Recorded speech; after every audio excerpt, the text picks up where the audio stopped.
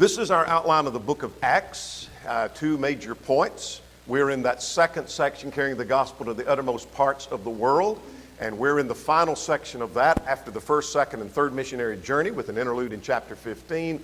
We now have Paul's trials and his journey to Rome. He's not to Rome yet. We have him at Caesarea in our study today. We're ready for Acts 24 and Acts 25. That's where that fits. Now, chapter 24, question number one. That's another question I was wanting to get to in a moment. But what is chapter 24 about? Well, it's about Paul before Felix. And there are five things that happen here that summarizes what the chapter is dealing with. And that is, there is a charge that's made. There's the defense. There's the delay. There's the sermon. And there's the wait. And that's what chapter 24 is about. Felix is the governor of Judea, who was appointed by the emperor of Rome to be the ruler over Judea, the governor over Judea, from AD 52 to AD 60. And so you might make a note that this imprisonment that we have, that he was left in prison, the text is going to tell us a little bit later, and at the end of chapter 24, left him bound there for 2 years. That would be, if you want to make a marginal note just for time frame, this would put him in prison from about 58 to 60 AD. 58 to 60 AD. So that gives you a little time frame of how much time has lapsed. And that's what I'm interested in, not so much being critical, was it 59 or was it 60, but more the time frame, how far was it since, say, the day of Pentecost and the apostles in Acts chapter 1 making preparation for their journeys. About 33 AD, and now we're at about 58 to 60 AD. Now, you may find somebody's chronology varies just a little. I'm not concerned greatly about that. So that's who Felix is now. So let's talk about the charge, and let's start with the accusers in verses 1 to 4. The accusers and what is being said. After 5 days, Ananias the high priest came with the elders and a certain orator named Tertullus. Let's talk about who's involved here. The high priest comes down, and the elders would seem to be the members of the Sanhedrin Council. You remember in Acts 23, Paul has been before the Sanhedrin Council. I don't think it's talking about elders in the church, obviously, because they would not be against Paul, nor would they make accusation against Paul. These are the elders, I think, in the sense that they were the leaders of the Sanhedrin. That is, they were the members of the Sanhedrin court. And so consequently, they all come. So some of the members, I don't know that it means all the members, but some of the members of the Sanhedrin court, along with the high priest. And then they get this guy to come along, Tertullus. Who is Tertullus? He seems to be a spokesman that's more skilled in speaking and presenting the case than he is of being a lawyer that knows the law. So he's not necessarily a lawyer that's going to put him on trial, or a lawyer that's going to present a legal case, as much as one that is well equipped at speaking, the text seems to imply. And so they gave evidence to the governor against Paul. And so when he was called upon, Tertullus began his accusation. And notice his speech here. He starts with flattery. And so three things we're noticing about the accusers. It was the high priest and the elders. They hired an orator, Tertullus. But notice in verses 2 to 4 the flatter that's involved. That seeing that through you, he stands up and he flatters Felix. It never hurts when you're standing before some politician to flatter him a little bit and praise him for being great, to kind of get him on your side. Seeing through you we enjoy great peace and prosperity is being brought to this nation by your foresight. Now we'll come back to the word foresight in a moment. And we accept it with all thankfulness, verse 4. Nevertheless, not to be tedious, I beg you to hear me by your courtesy a few words for us. In other words, you are a great leader. You've done great things. We're enjoying great peace and prosperity. You're such a fantastic leader. What an honor it is to stand before you. Well, within 2 years of this little speech that was made, Felix was called to Rome and removed from his office. And so he wasn't the great leader that he's made out to be. It's like standing before some politician that hadn't done anything in Washington, and you praise him because you're wanting him to do something for you. Man, you've been one of the greatest senators we've ever had, and you've done a lot of good things for us, and we will never find one better than you. He hadn't done a thing, but you're praising him because you want him to do something for you. That's what's going on here. Now let's go back to this word foresight just for a moment. If you're reading from the King James, you may see the word providence. And this is not talking about the providence of God, but this passage is used, and correctly so, to define providence. We talk about the providence of God often, that God's working within the natural realm outside of miracles or the miraculous or the supernatural. And that God's providence involves God providing for mankind. God's providence has to do with his foresight, that God can look ahead and God knows what's coming. God knows what can happen, and so God does things through natural means to accomplish a goal. Well, what's interesting, the King James uses the word providence, correct word, but it's also translated in the New King James as foresight. And so just as a footnote, as we take those terms and apply it to the providence of God, the providence of God has to do with God's foresight in providing for mankind. And so that's a passage that you might remember when somebody wants to know, what does providence mean? Well, here's where the term is used in verse 2. Now let's go now to verse 5 through 7. Let's talk about the accusations. The accusations that are brought before Felix. And so there are 4 charges that were made. Actually, my outline should reflect that point 2, 3, 4, and 5 are actually subpoints under the accusations is what that should show. So here are the 4 charges in verses 5 and 6. Let's get those. That he says at verse 5, we found this man to be a plague. In other words, he's a pest. He's a danger to the public. That's the first charge. No proof, no for instance of how he is a pest. He's a danger, he's a plague because he did X, Y, Z. But we found him to be a plague. That's what we found him. Here's the second charge. Verse 5, that he is a creator of dissension among all the Jews. In other words, he's a leader of rebellion. He's a troublemaker. No for instance, no example that here was the case where he did that. Here's second case and third case. Here's the abundant proof. None of that. Third charge was that he's a ringleader of the sect of the Nazarenes. The Christians were viewed as a sect or a cult, as some would view us today. But of the follower of the one who is a Nazarene, so that's why I called it the sect of the Nazarenes. He's the ringleader among the Nazarenes. In other words, he's the ringleader of a faction. There's a religious group, he's saying, among the Jews that's kind of pulled off in this little faction over here, and he's the ringleader of them. He's creating problems, creating dissension, creating division among the Jews. That's what he's doing. And notice this at verse 6. He even tried to profane the temple. Now that charge has shifted. Earlier, the charge was that he had brought a Gentile into the temple because they had seen him with a Gentile and assumed he took him into the temple. And so their charge was he did defile the temple. But the charge has changed now. There's no proof of that. No one could give any evidence that he actually took a Gentile in, which he didn't do. But he even tries. So now it's kind of shifted to the idea that he tries is what he's doing. He's trying to profane the temple. And so he shifted somewhat.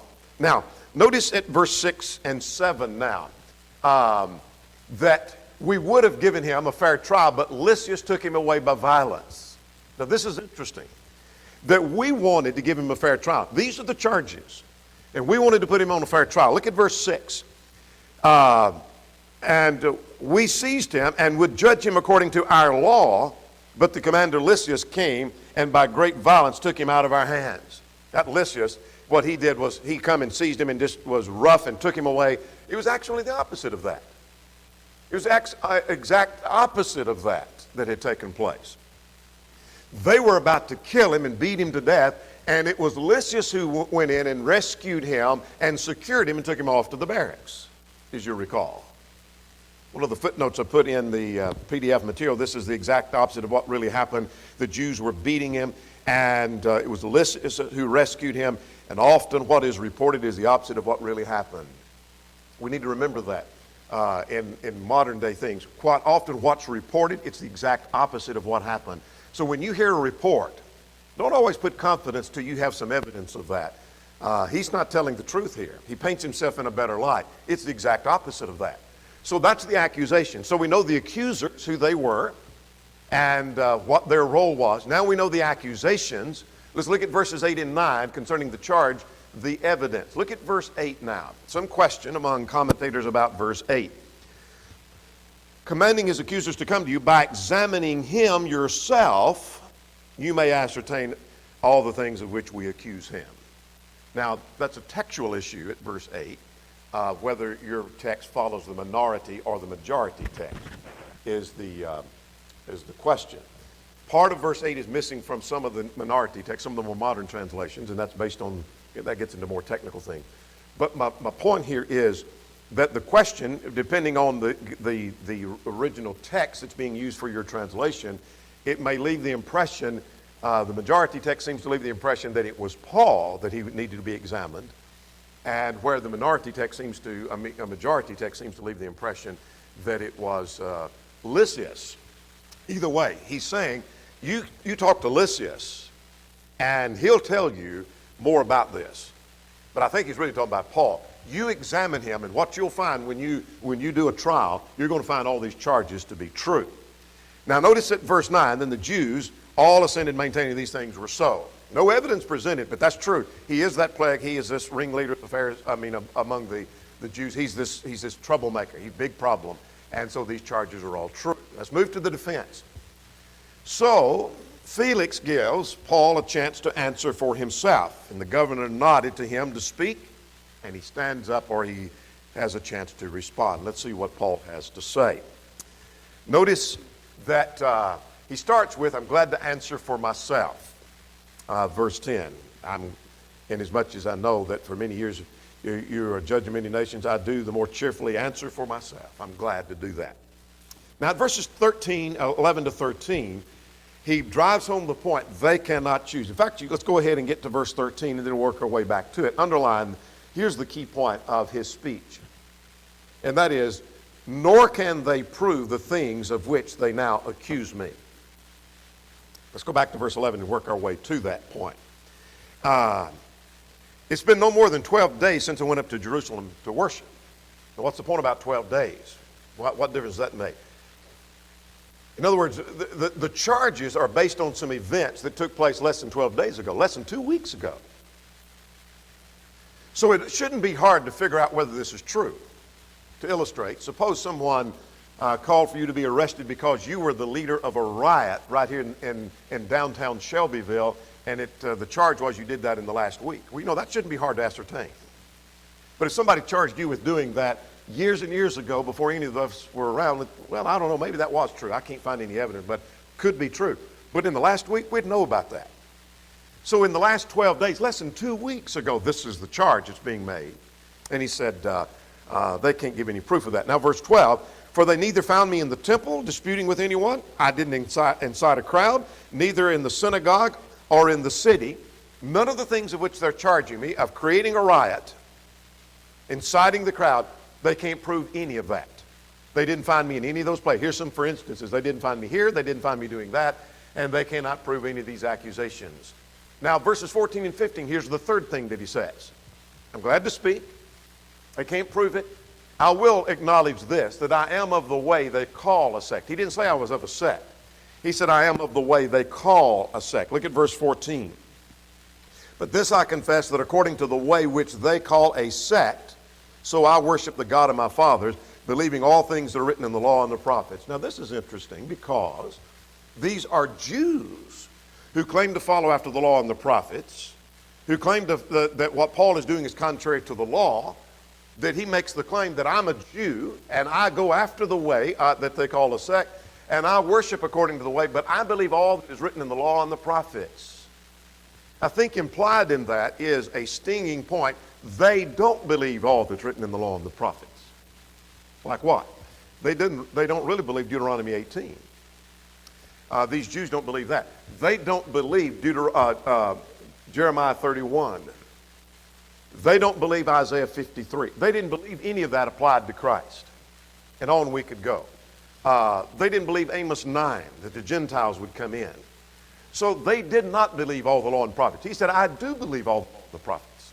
So yes, I'm a Jew, and I do follow after this way that they're labeling as a sect or a faction. I am after that. But, now notice it, verse 15, you might underline or highlight some of this. I have hope in God, which they themselves also accept. Now that's interesting. In other words, that I stand for something that most of these Jews also stand for. And that is, I'm preaching the resurrection. That was where the Pharisees and the Sadducees differed. Remember that earlier? And I'm preaching the resurrection, and I'm getting ahead of myself here. We haven't got that far in the text yet. But I preach the resurrection, and that's why they're accusing me. That's what this is all about. But that's a very principle they themselves believe. They just don't believe it applied to Christ. And so they act like it's a big wonder that one raised from the dead, but they themselves believe in the resurrection. So let's get that thought and that flow beginning at verse 15. I have hope in God, which they also accept, that there will be a resurrection of the dead, both of the just and the unjust. You see, I'm believing I preach the very thing these Pharisees believe and preach. So figure out where the question is. Now let's stop and footnote here. You might circle the word or underline the word a in a resurrection of the dead, both of the just and the unjust. That'll be a helpful verse. 80% or more of your religious friends, denominational friends, believe in premillennialism. And that's a rough number. I don't have an exact poll on that, but I'm saying most of them believe that. So if you have a denominational friend that's in mainline denominationalism and you ever get into discussion on premillennialism, there's probably an 80% or greater chance they believe in some form of premillennialism. Premillennialism says there's going to be two resurrections. And there's a resurrection of the righteous, and there's another resurrection of the wicked. They're raised at different times. Paul said there is a resurrection, one. And at that resurrection, the just, the righteous, and the unjust, the wicked, are be raised at the same time. That's just a footnote. Now verse 16. Here's his defense. I'm glad to answer for myself. They can't prove the charges. I will acknowledge I'm of the way they call a sect. They label it as a faction, but I'm preaching a very principle they themselves agree with, the resurrection. Here's something else. I've always tried to live in a good, clear context. Do you remember in Acts 23:1 that when he talked about that, that upset them? Let's go back to Acts 23. That's just the previous chapter. You remember that he said, I've lived in all good conscience before God unto this day. I've always done what I thought to be right. When I was persecuting Christians, I did what I thought was right. Now I'm doing what I think to be right. And it was when he said that the high priest Ananias commanded someone to strike him on the mouth. Remember that? That's more than he could take. The very idea that you're trying to live holy and godly. And he said, that's what I've always tried to do, is live with this clear conscience. All right, let's go further. He's not through. Verses 17 to 20, his question is, where are the witnesses? If I've done all this wrong, then where are the witnesses who can testify they saw me profaning the temple, where they saw me inciting a riot, where they saw me stirring up a crowd? Where are all of these witnesses? So let's see what he says. Starting at verse 17, he said, now after many years, I came to bring alms and offering to my nation. What's he talking about? If you don't have a marginal note, put down these references. These are the passages that are parallel, that are talking about the exact same contribution. Not a similar one, not something like it, but the exact same. Romans 15, 1 Corinthians 16, 1 and 2, 2 Corinthians 8 and 9. That's chapters 8 and 9, not 8 in verse 9, but chapter 8 and chapter 9. So those three passages are talking about that same contribution for the poor saints at Jerusalem. So he's talking about that after many years, I came to bring alms to my nation. So what's his point here? That the reason I came to Jerusalem was to take care of the people of my own nation. So I'm not opposed to the Jews. They're acting like I'm opposing the Jews. and that I'm set against the Jewish nation and I'm working against the Jewish nation, I brought alms to my own people. Is what I was doing. I was bringing alms and making sure that I brought them to the people. That's the reason I came to Jerusalem. Now, verse 18, still answering the charge that in the midst of which some of the Jews found me, purified in the temple, neither with a multitude or with a tumult. They say I've tried to profane the temple. They didn't find me in there inciting a crowd. They didn't find me with a multitude in there. They didn't even find me with a Gentile in there. Verse 19. They ought to have been here before you to object if they have anything against me. If somebody's got a charge, where are they? And where is the evidence? Very fundamental principle. Not all charges have evidence. And just because somebody's making a charge, somebody may make a charge against you and accuse you of wrong, that doesn't mean there's evidence. That happens quite frequently. Sometimes as elders, somebody will say, Brother so-and-so's guilty of X, Y, Z, and y'all need to quit using him in service. Okay, give your evidence. Well, I don't have any evidence, or the evidence I have I'm not going to give. You need to come forth with evidence if you're going to make a charge. There will be charges made without evidence, perhaps against you. They were against Paul. Now, verse 20 now. He said, let those of the council say what I've done wrong. He's talking about those of the Sanhedrin council. The elders, mentioned back at verse 1. Or let those who are here themselves say, and I think he's again referring to the elders, the council members, if they found any wrong in me while I stood before the council. You know what? Here, council members right here in this crowd, ask them what evidence was cited and what they found wrong in me and the conviction they found. What did they convict me of? Ask them. Let them tell you. And they're going to tell you there was nothing found. Now, verse 21. This is another key verse. And perhaps the key verse to the whole chapter, that unless it was for this one statement, this is the only thing they really found wrong with me. That standing among them concerning the resurrection of the dead, I'm being judged by you this day. The issue is not concerning the resurrection itself, because the Jews agreed with him. The Pharisees did. Now, the Sadducees didn't. But the Pharisees did. So it's not just preaching there is a resurrection, but it's preaching that Jesus was raised from the dead was the thing they could not take. And that's the point to remember. Now, let me footnote again. All through the book of Acts, the theme in every sermon, I don't think you'll find an exception to this, always is the resurrection of Jesus Christ from the dead. And the accusations made against Paul are always concerning his resurrection. Now, they'll make a charge that's not true. But the real problem and the real rub was the resurrection of Christ. They really didn't care if he carried somebody into the temple, as long as he'd quit preaching the resurrection. That was the rub, and that was the problem. All right. Now we have the charge, the defense. Let's talk about the delay. Now, there was a delay in 22 and 23, and then let's get those two verses, and then we'll summarize what they're about. That when Felix heard these, having a more accurate knowledge of the way, he adjourned the proceedings, the text says, and when Lysias comes down, I will make a decision. And so he commanded Paul to be kept and give him liberty and let his friends visit with him, as what verse 22 and 23 says. So here's what happens in the delay. Why did he delay? Because he had some knowledge of the way. What does that mean? It means that he had a better understanding of Christianity than perhaps some others, and he wasn't deceived at all by this orator who is trying to present his case. He's not getting any of that. And so I'm going to delay and defer that until Lysias comes, and so he kept Paul in prison. Let's give him some liberty. Now let's get the sermon and what happens. Verse 24, the sermon was requested. Now that tells me something about Felix, because Felix, according to verse 24, after some days, Felix came with his wife Drusilla.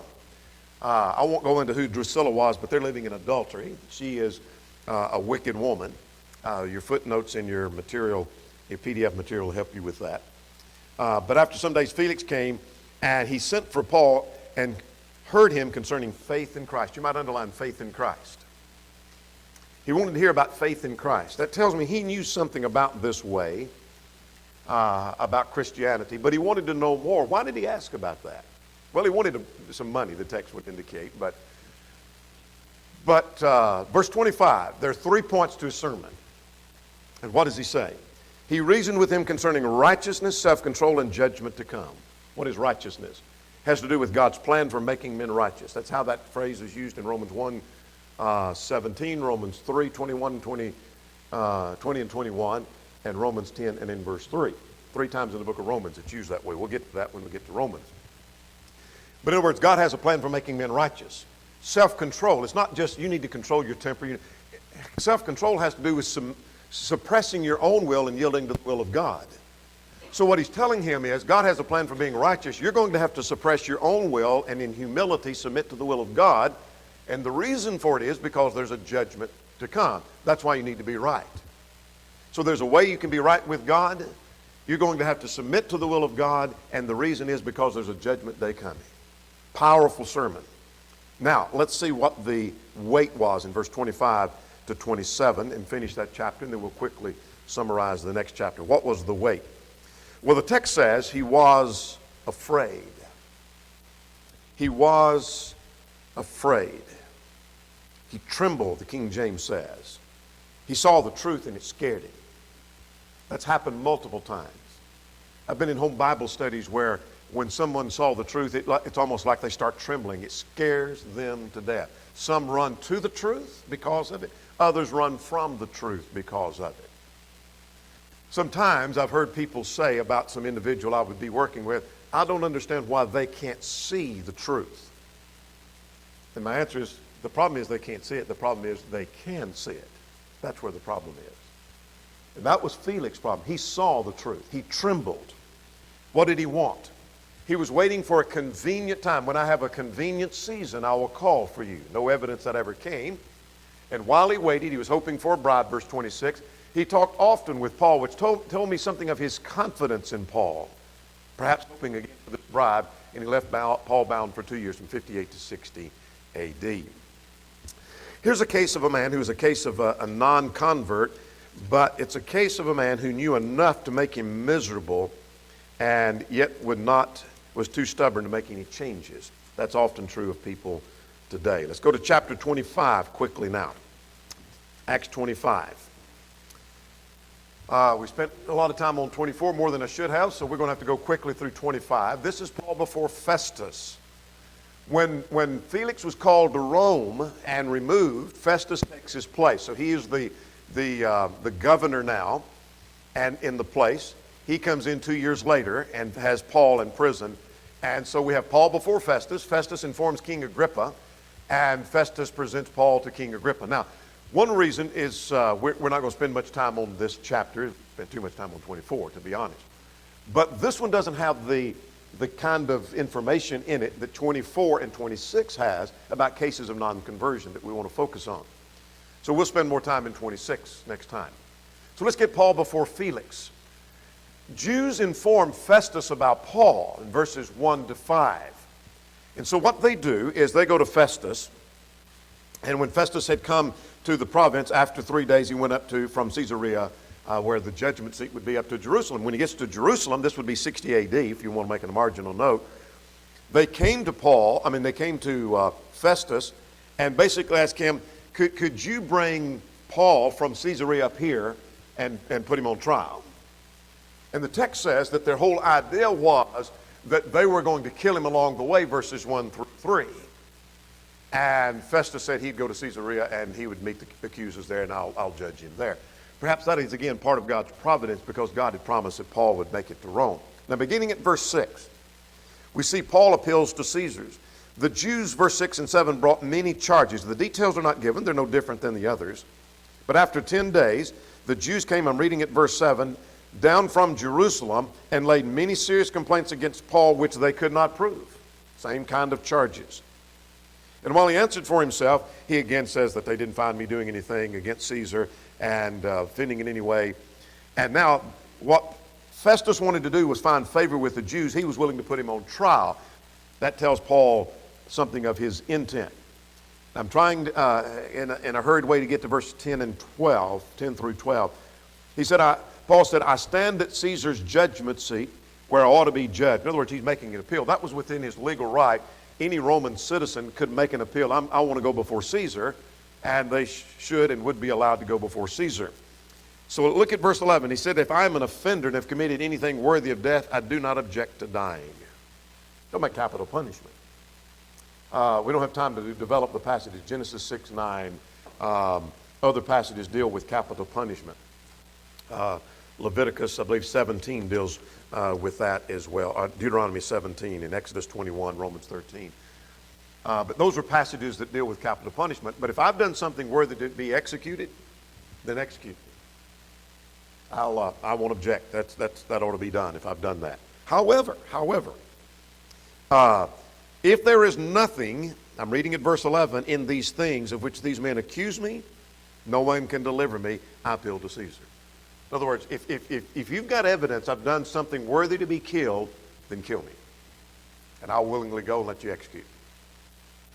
But if charges are being made for which there's no evidence, and that's the case, then I want you to take me to Caesar. And so Festus said, you appeal to Caesar you'll go. All right. So that's him before Festus. Now Festus informs King Agrippa. Now he's not the emperor, he's not Caesar, but he is king over Judea and parts of Galilee and Perea. He is the son of Agrippa. He's Agrippa the second. He's the son of Agrippa the first, who killed James, and the great-grandson of Herod the Great. So he's part of the long line of wicked kings. But be that as it may, verses 13 to 21, Festus tells Paul's appeal to Caesar. He said, Paul is, let me tell you about this Paul, verse 14. He's a prisoner that was left here by Felix. He left him in prison for 2 years, and so I came in, and I've got to deal with him. And I was informed of his accusers, and he said, the accusations are not what I thought. Now notice verse 17 to 19. This is interesting. Then he said, verse 18, when the accusers stood up, they brought no accusation against him of such things as I suppose.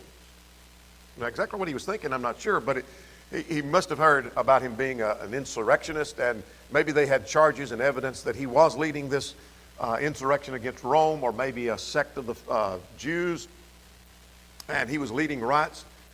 Well, that kind of thing. Here's the problem. Verse 19. But had some questions against him about their own religion and about one Jesus who had died, whom Paul affirmed to be alive. He said that was their question. And get the picture from the vantage point of a man who don't know anything about the resurrection of Christ, saying, I'm not really this is not in my field, this is not my territory, and I'm not an expert, but they've got this question over whether this man, Jesus, whoever he was raised from the dead. And Paul said he was, and they said he wasn't, and that's what this is all about. So now beginning at verse 20, Paul made his appeal to Caesar, he said. And so King Agrippa said, I'll hear him myself. Now, what was the purpose of him going before King Agrippa? Well, verse 23, they all entered the auditorium with all the pomp of the king coming in, and Festus asked the King Agrippa to hear Paul so he'd have something to write. And the Jews say, he said in verse 24, they say he shouldn't live. He's not fit to live. But look at verse 25. He said, I found no cause of death. They said I ought to kill him. But he said at verse 25, I found nothing worthy of death that he himself had appealed to Augustus, and I decided to send it to him. So he said, I couldn't find any reason to put him to death. He wants to go to Caesar, so I've sent him to Caesar. But here's my problem. He said, look at verse 26 and 27 to finish the chapter. He said, I have nothing certain to write to my Lord concerning him. In other words, I'm sending him before the emperor, and I've got to send some charges up with him. I'm sending him this prisoner that is appealed to be tried before Caesar, and I need to send a list of charges. I don't know what to say, because I haven't really heard anything that is justifiable or any evidence. The only thing is concerning this thing about the resurrection of a man named Jesus. And so I'm kind of at a loss what to say. Notice verse 27 to finish. The end of verse 26. So that after the examination has taken place, I may have something to write. I want you to help me come up with what I'm going to write and send to the king, to the emperor. For it seems unreasonable to send a prisoner and not specify charges against him. It's kind of like calling the police, say, come and arrest this guy. Well, what's he done? Well, don't know yet what he's done. We'll figure that out, but he just needs to be arrested. Well, it's kind of hard to make charges when there's nothing, to make an arrest when there's been no charges. All right, that's Acts 24 and 25. And next week we'll start into chapter 26. Our time is about gone, and we'll forego the rest of our questions.